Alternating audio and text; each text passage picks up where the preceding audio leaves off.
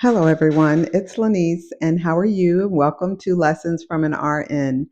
Today, I want to talk to you about menopause, mental health, and some self care tips that I found that have helped me over the years to get through menopause. Again, I have my notes here. If I look down, I'm looking at my notes because again, want to make sure that I'm able to share everything with you that I have written here that has helped me.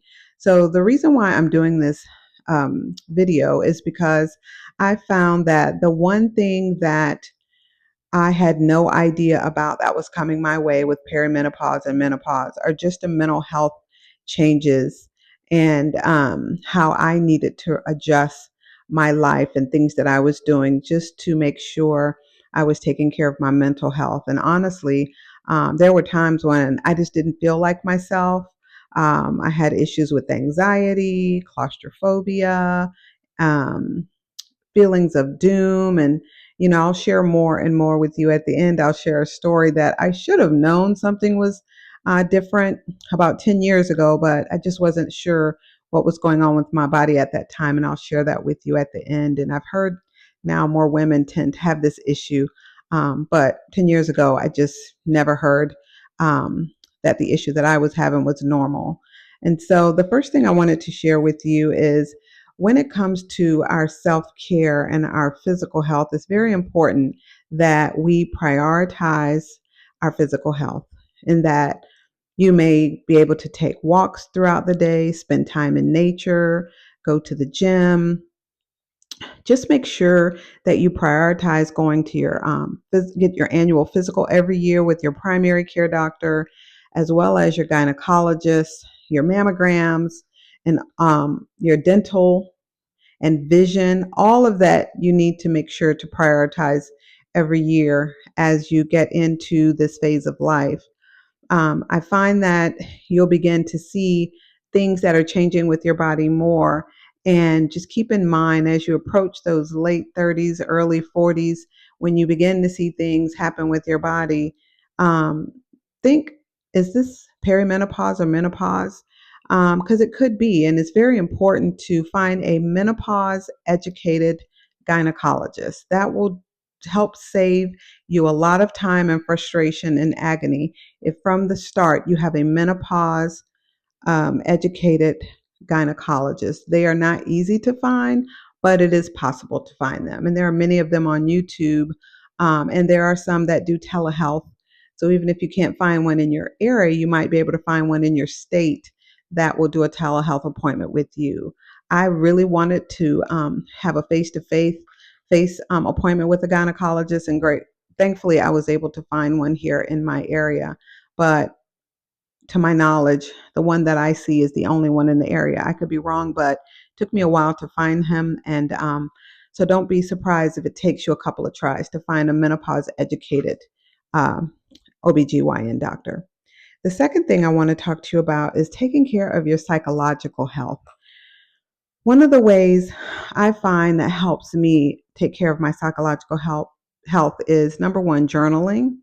It's not, if you don't like writing, you don't have to write a whole lot. Just take some of the things that are in your mind and get it onto paper to get it out of your mind. Because it seems as though, for me, as I went through this time in my life, it seems as though my mind had a lot of information there. And it feels like I was having like decision fatigue. I was overthinking things. So the more I wrote down my feelings and things, what I was going through, it helped to clear my mind.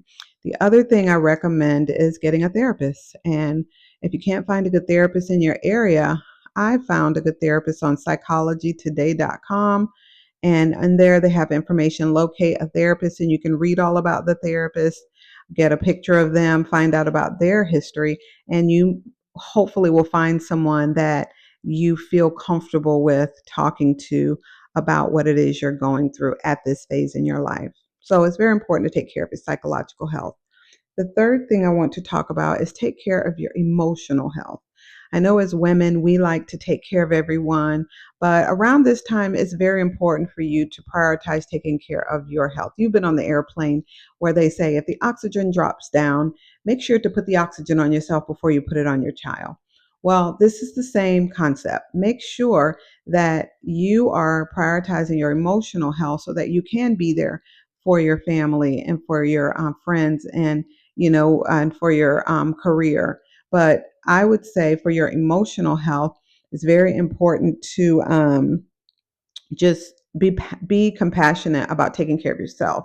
And sometimes that means saying no to everyone else just so that you can focus on your emotional health. And in doing that, some of the things that I found helpful is mindfulness. I'll do guided meditation by using the Calm app. I'll use a YouTube video. I'll use the just music, uh, real soft, relaxing music, and I'll think about good things. I personally will think of scripture and over while I just lay still. Sometimes I try not to think about anything, but taking good deep breaths to help relax myself. So it's very important to take care of your emotional health. And I found that being mindful, meditating, you could try yoga and Pilates, getting out in nature, those things help for taking care of your emotional health. Another thing I recommend with taking care of your emotional health is just be very careful about the people that you have in your circle at this time in your life, be it family or friends. If they're just not um, good for your mental health or your emotional health, sometimes you will have to love them from a distance. Of course, we don't have to be mean to them, but you don't always have to pick up the phone when they call. You don't have to text back when they text. Just take care of your emotional health and understand who those people are in your life that just aren't good for your emotional health at this time in your life, and distance yourself from them in a loving way. The other thing is take care of your spiritual health. It's very important to connect with what brings you hope. For everyone, that may be different, but every day, every morning, I get up and I'll spend some time reading scriptures, a devotional, to get hope in everything that's going on in the world today. Plus, we're going through this time. It could be, just injury on top of injury. So I don't watch the news. I do get my news, but I get it from a place that is safer. I don't want to sit there and listen to all of the negativity in the news, and I don't want to scroll through social media and see all the negativity because that affects um, my health, my mental health as well. So I personally think it's best to just cut back on what you're watching, what you're listening to, and just spend time with what brings you hope every day when you get up. Of course, practice being kind to others and just try to control what you can control. That has helped me, like trying. I can't control what's going on across the country, but I can control what's coming into my home, what's coming into my mind, what's coming onto my phone, the people that I'm around, the people that I can volunteer and help a little in my area, and not try to worry about everything that's going on in the world. Of course, I pray a lot, and that's very important to me to pray. And when I pray, I just try to leave it there and trust God um, for um, for His protection. So that's the other thing I'd say: take care of your spiritual health. The other thing, I think I mentioned this a little bit earlier, is take care of your relational health, and that means again, be careful who you're in relationships with. That doesn't just include friends and family, but it also includes who are you following on social media. Some of that stuff can be very toxic, as well as who are you around at work. Sometimes you don't have like a choice to who you spend time with at work. But who are you in relationship with? What things that are in your life that aren't bringing you joy that you may need to cut back on or stop doing altogether? And the last thing is take care of your professional health. It's okay to set boundaries at work. And I know if you're from the era like me, work harder. And give 150% to my career, where I feel like now 100% is enough for me to give. That's actually still doing very well, and I don't have to burn the midnight oil or sleep when I'm dead, all those cliches that we hear. And I'm still doing well at work, but just know when to turn the computer on and know when to turn it off, and not try to do more than your part step back and take care of your health. And I feel like professionally, I'm a better person when I take care of my health. So I said at the beginning that I was going to tell you a story. About 10 years ago, I used to travel a lot for my job. I'd go all over the United States. I was in an airplane maybe every 2 weeks for about 4 or 5 days. And there was a time when, I mean, I'm on and off planes, no problem. I was in Virginia and I was getting on a morning flight and I literally could not get on the plane. Every time I stepped to get on the plane, I started to have a panic attack. And I have never had a panic attack before, but because I am a registered nurse, I could kind of tell what it was. So I'd step back off the plane, I'd let other people get on, and then I try to get back on the plane again. I just couldn't get on the plane. I started to have a panic attack. So the plane had to leave without me, and I went back into the airport, and they booked me a flight later. And it was a small plane that I was trying to get on. It was one of those little puddle jumpers. So they booked me on a flight later that day. That was a larger plane and gave me a first class seat. And at that time, I didn't know what it was. I was like, what is going on with me? I've gone off and on and off planes for years, but at this point, I could not get on a small plane. And even on the larger plane, thankfully I was in first class. I actually was able to just close my eyes and just relax, drink ice water, and get on the flight to home. And when I got home, I met with my doctor, and she actually gave me a anti-anxiety tablet, a very small dose. And because I had to fly the next week for work, so I had to take that for almost a couple of years to get on planes, which was crazy.